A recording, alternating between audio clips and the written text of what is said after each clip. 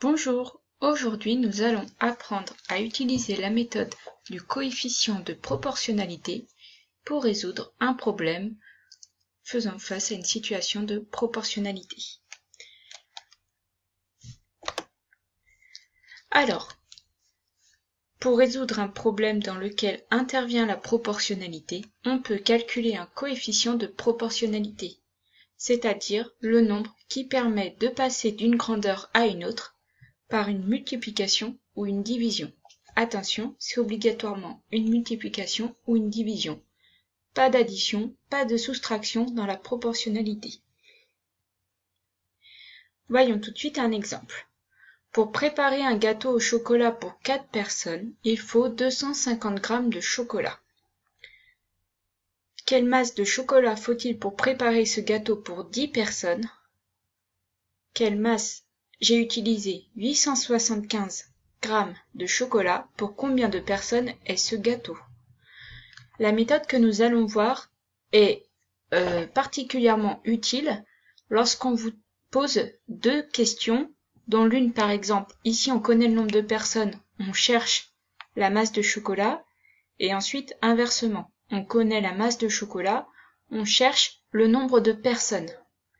Dans ce cas, quand vous avez ce type d'exercice, il faut mieux utiliser la méthode que nous allons voir maintenant. Première chose, on va construire un tableau dit tableau de proportionnalité. Ce tableau comporte deux lignes. Chacune de ces lignes correspond à l'une des grandeurs de l'énoncé. Donc ici, le nombre de personnes pour la première ligne et la masse de chocolat, on précise l'unité en grammes sur la deuxième ligne.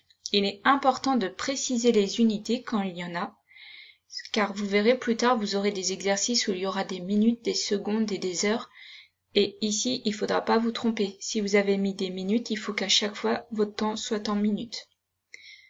Ce n'est pas le cas ici, on a juste des grammes. On aurait pu avoir des kilogrammes, donc dans quel cas il faut être vigilant à notre unité ici. Alors, on sait que pour 4 personnes, il faut 250 g de chocolat. Pour 10 personnes, je cherche, donc je mets un point d'interrogation, combien il faut de chocolat. Pour 875 g de chocolat, je cherche, donc j'ai mis un point d'interrogation, combien de personnes mangeront ce gâteau. Une fois que j'ai fait cela, je peux calculer le coefficient de proportionnalité, c'est-à-dire par combien on multiplie ou divise la première ligne pour obtenir la deuxième ligne. Je cherche donc 4 fois combien égale 250. Je peux soit faire une opération à trous comme cela, ou dire que cela revient à faire 250 divisé par 4, c'est donc égal à 62,5. Donc, pour passer de cette ligne-là à la deuxième, je multiplie par 62,5. Je peux donc en déduire que pour passer à l'inverse de la deuxième à la première, il faut faire l'opération inverse, c'est-à-dire diviser par 62,5. Donc, deuxième étape, on écrit ces deux coefficients. Donc, dans un sens, ça va être la multiplication, dans l'autre, une division. Mais ça sera le même nombre ici et ici. Attention à ne pas vous tromper dans le sens de vos flèches. N'hésitez pas à revérifier une fois que vous les avez écrits. Est-ce que 4 fois 62,5, ça donne bien 250?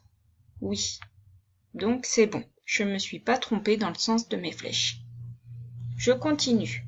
Maintenant que je peux compléter le tableau et répondre aux questions. Je cherche à compléter cette case. Je vais donc faire 10 fois 62,5. Ça va me donner cette case. 625. 10 fois 62,5 égale 625. Donc, il faut 625 g de chocolat pour un gâteau de 10 personnes. Je n'oublie pas de répondre à la question. Pour compléter cette case, je pars d'en dessous, 875, je suis le chemin, divisé par 62,5, ça me donne 14. Conclusion. Si j'utilise 875 g de chocolat, je fais un gâteau pour 14 personnes. Voilà. Donc, nous récapitulons. Première chose, construire le tableau de proportionnalité en nommant bien ici mes deux grandeurs auxquelles je m'intéresse dans l'exercice. Deuxième étape, chercher le coefficient de proportionnalité. L'écrire dans un sens, mais également dans l'autre. Troisième chose, compléter le tableau et répondre aux questions en faisant une phrase. Voilà, à très vite!